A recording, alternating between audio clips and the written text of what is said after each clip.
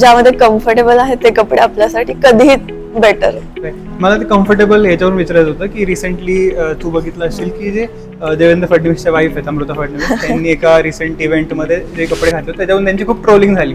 पण माझं असं म्हणणं आहे की तुम्ही ज्याच्यामध्ये सपोज कम्फर्टेबल आहात ते तुम्ही घाला, लोकांचा तुम्ही का विचार करा? Yes yes absolutely right. जर का त्या मॅम त्याच्यामध्ये कम्फर्टेबल आहेत, भलेही त्यांना किती टाईट असो, लूज असो किंवा कुठलाही कसाही ड्रेस असो, त्या स्वतः कम्फर्टेबल आहेत, तर यापेक्षा बेटर ड्रेसिंग नसूच शकते.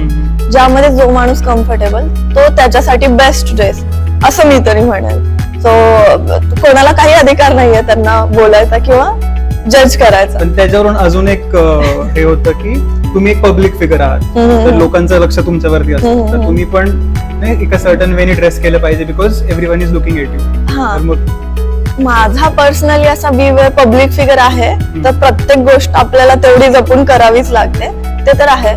पण आय डोंट थिंक सो की पब्लिक आजकालच्या जनरेशन मध्ये इतके पण हे झालेत, आणि प्रत्येकाला एक वे ऑफ थिंकिंग आहे, सगळे लोक समजून घेतात आणि सगळे तेवढे मॅच्युअर आहेत की कोणी अशा वेने ट्रोल नाही करणार. कारण की आता आपण जनरेशन तर बघतो की सगळे मॅच्युअर आहेत, इनफ मॅच्युअर की कळतं कोणी, जे त्यांच्याही घरी लेडीज असतात वगैरे, असं कोणी पहिल्यासारखं ऑर्थोडॉक्स नाही राहिलं असं मला वाटतं.